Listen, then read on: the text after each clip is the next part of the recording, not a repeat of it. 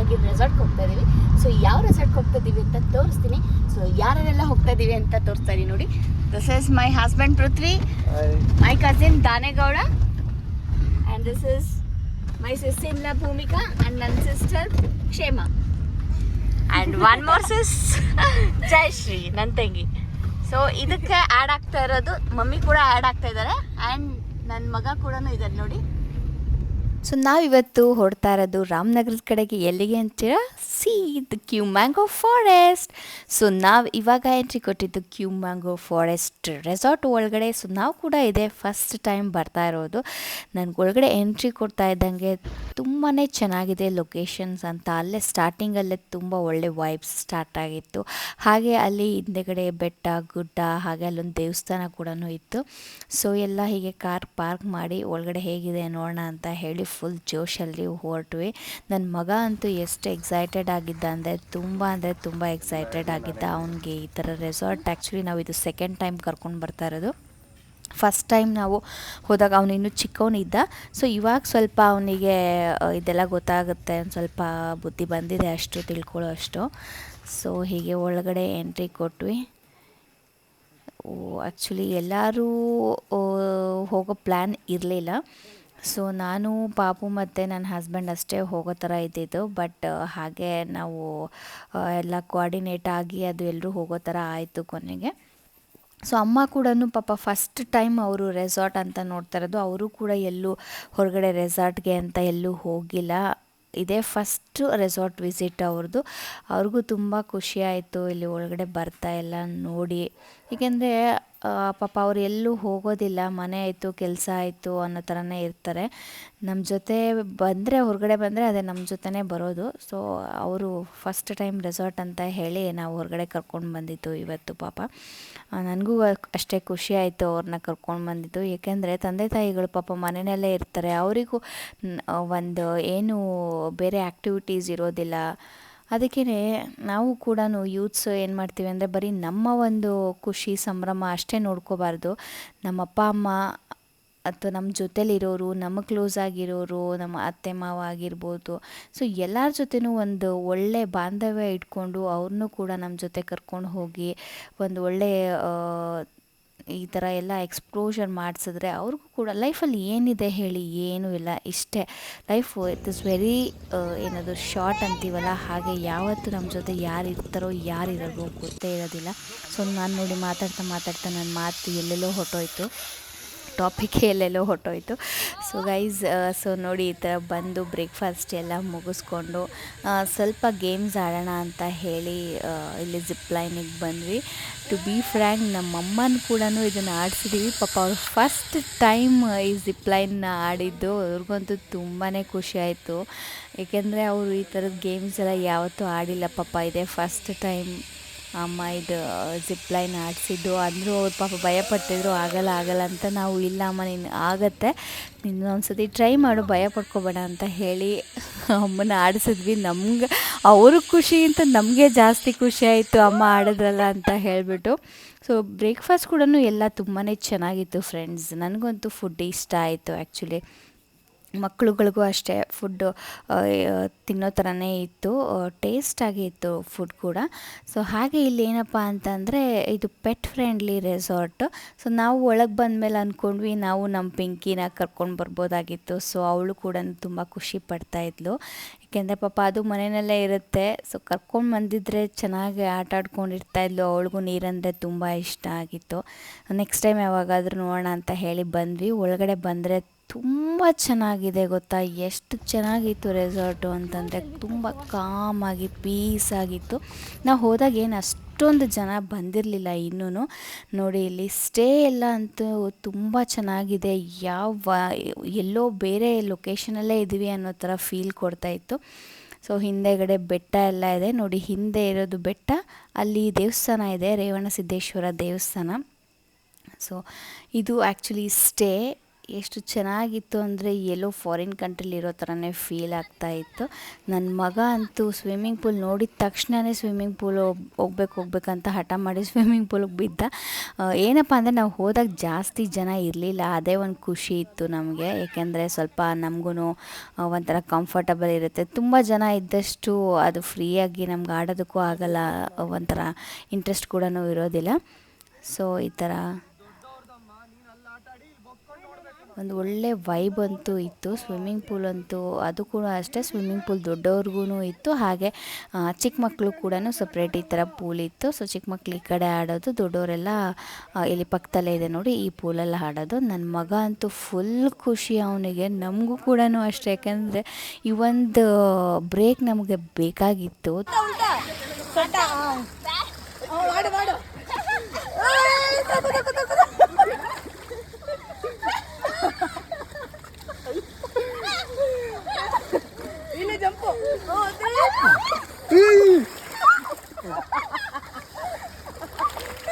ನೀರು ಕುಡಿಬೇಡಿ.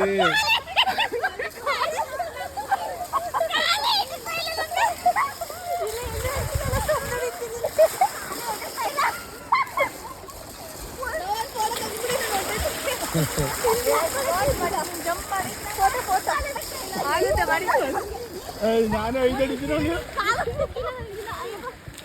ಸಿಗ್ತಾ ಆಗಲ್ಲ. ಬಾ ಅವ್ರ ಜೊತೆ ಬಿಡ್ಲಾ?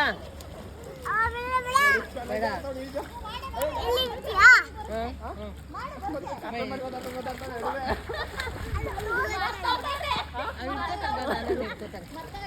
ಆ ಕಡೆಯಿಂದ ಹತ್ತು ಹೋಗು, ಮೆಟ್ಲ ಮೇಲೆ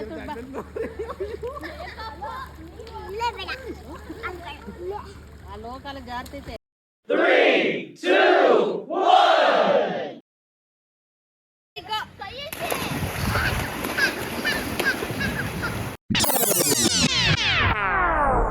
ನಮಗಂತೂ ಈ ಬ್ರೇಕ್ ತುಂಬಾ ನೀಡಿತ್ತು. ಯಾಕೆಂತಂದರೆ ನಾವು ಪಾಪು ಕರ್ಕೊಂಡು ಆಚೆ ಹೊರಗಡೆ ಈ ಥರ ರೆಸಾರ್ಟು ಅಂತೆಲ್ಲ ಹೋಗಿ ತುಂಬಾ ದಿನ ಆಗೋಗ್ಬಿಟ್ಟಿತ್ತು. ಅವ್ನು ಚಿಕ್ಕವನಿರುವಾಗ ಲೈಕ್ 2 years ಬ್ಯಾಕ್ ಒಂದು ರೆಸಾರ್ಟಿಗೆ ಕರ್ಕೊಂಡು ಹೋಗಿದ್ದೆ. ಅದಾದಮೇಲಿಂದ ಅವನನ್ನು ಪಾಪ ಎಲ್ಲೂ ಕರ್ಕೊಂಡು ಹೋಗಿಲ್ಲ. ಅವ್ನಿಗೆ ಅದರಲ್ಲೂ ಸ್ವಿಮ್ಮಿಂಗ್ ಪೂಲ್ ಅಂದರೆ ಮಾತ್ರ ತುಂಬಾ ಇಷ್ಟ. ನಮ್ಮ ಮನೆಯಲ್ಲೇ ಡೈಲಿ ಅವನು ಸ್ನಾನ ಮಾಡುವಾಗ 10-15 ಮಿನಿಟ್ಸ್ ಅವನು ಕೂತ್ಕೊಂಡು ಸ್ವಿಮ್ ಮಾಡಿನೇ ಅವ್ನು ಬರೋದು. ಅಷ್ಟು ಇಷ್ಟ ಅವನಿಗೆ ನೀರು ಅಂತಂದರೆ.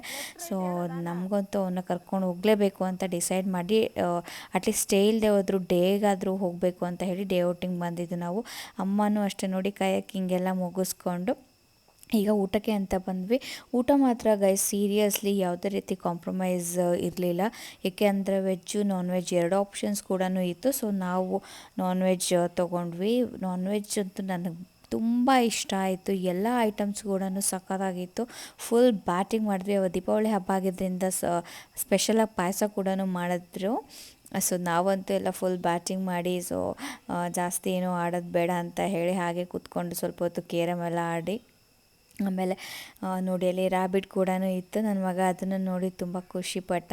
ನನ್ನ ಮಗನಿಗೂ ಸ್ವಲ್ಪ ಈ ಥರ ಅನಿಮಲ್ಸ್ ಅಂದರೆ ತುಂಬಾ ಇಷ್ಟಪಡ್ತಾನೆ ಅವನು.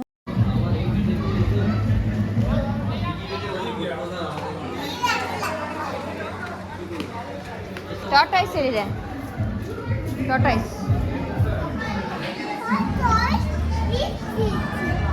It's there? Come, let's go.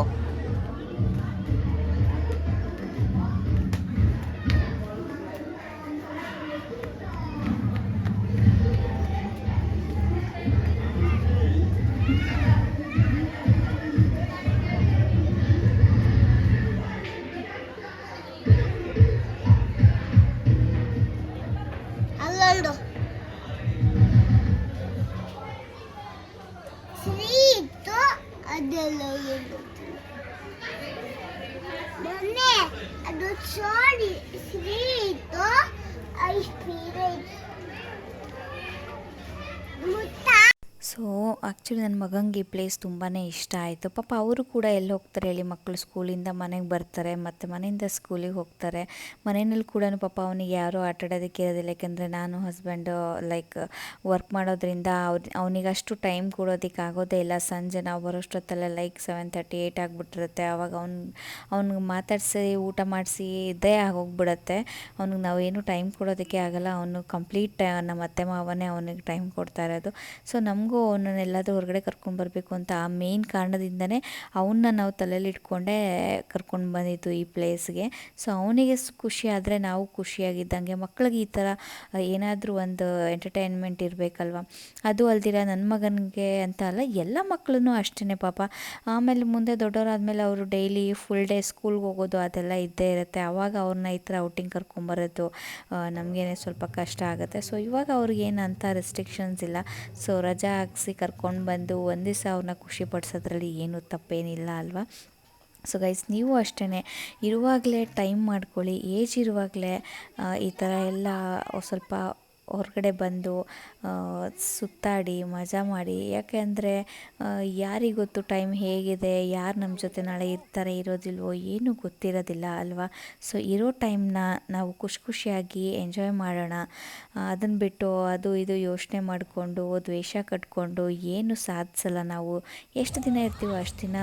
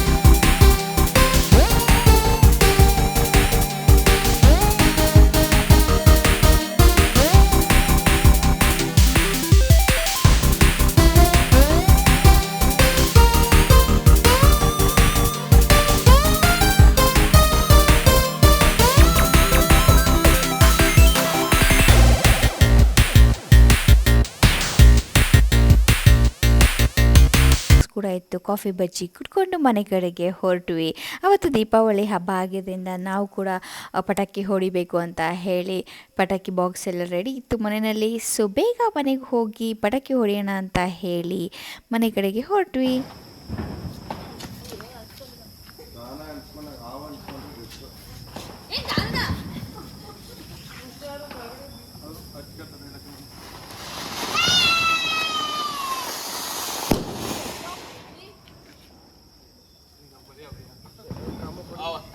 ನಮ್ಮೂರಿಗೆ ಬಂದು ಅದೇ ತೋಟ ಕೈ ಏಟಾಯ್ತು ಅಂತ ಇದು ಬನ್ನಿ ಇಲ್ಲಿ ಬನ್ನಿ ಇಲ್ಲಿ ಬನ್ನಿ ಬನ್ನಿ ಬನ್ನಿ ಬನ್ನಿ ಯಾರು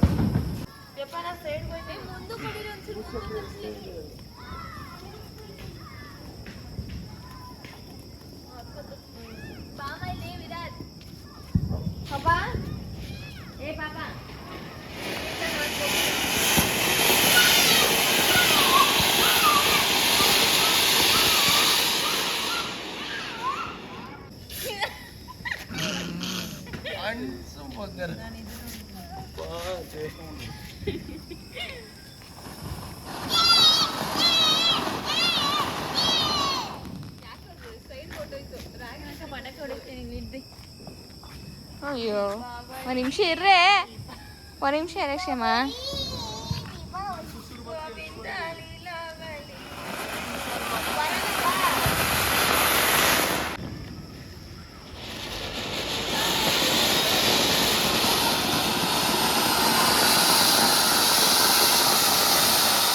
ಸೊ ಶಾರ್ಟ್ಸ್ ಹೊರಟಿರೋದ್ರ ಮೂಲಕ ನಾವು ನಮ್ಮ ಈ ದೀಪಾವಳಿ ಹಬ್ಬದ ಡೇನ ಎಂಡ್ ಮಾಡಿದ್ವಿ. ಸೊ ನಿಮಗೆಲ್ಲರಿಗೂ ಈ ನಮ್ಮ ಒಂದು ವ್ಲಾಗ್ ಇಷ್ಟ ಆಗಿದೆ ಅಂತ ಅನ್ಕೊತಾ ಇದ್ದೀನಿ.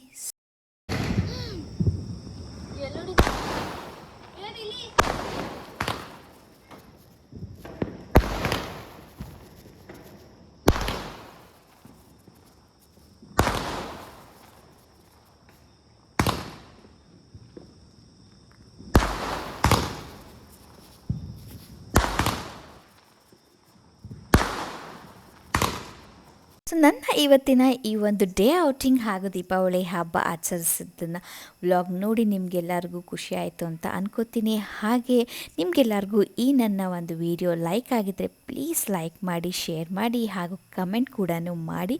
ಹಾಗೆ ಯಾರೆಲ್ಲ ಇನ್ನೂ ನನ್ನ ಚಾನಲ್ಗೆ ಸಬ್ಸ್ಕ್ರೈಬ್ ಮಾಡ್ತಿಲ್ವೋ ಪ್ಲೀಸ್ ಸಬ್ಸ್ಕ್ರೈಬ್ ಮಾಡಿ ಅಂತ ಹೇಳ್ತಾ ಈ ನನ್ನ ಒಂದು ವ್ಲಾಗ್ನ ಮುಗಿಸ್ತಾ ಇದ್ದೀನಿ. So I will get back to you soon ಅಂತ ಹೇಳ್ತಾ ಟಾಟಾ ಬಾಯ್.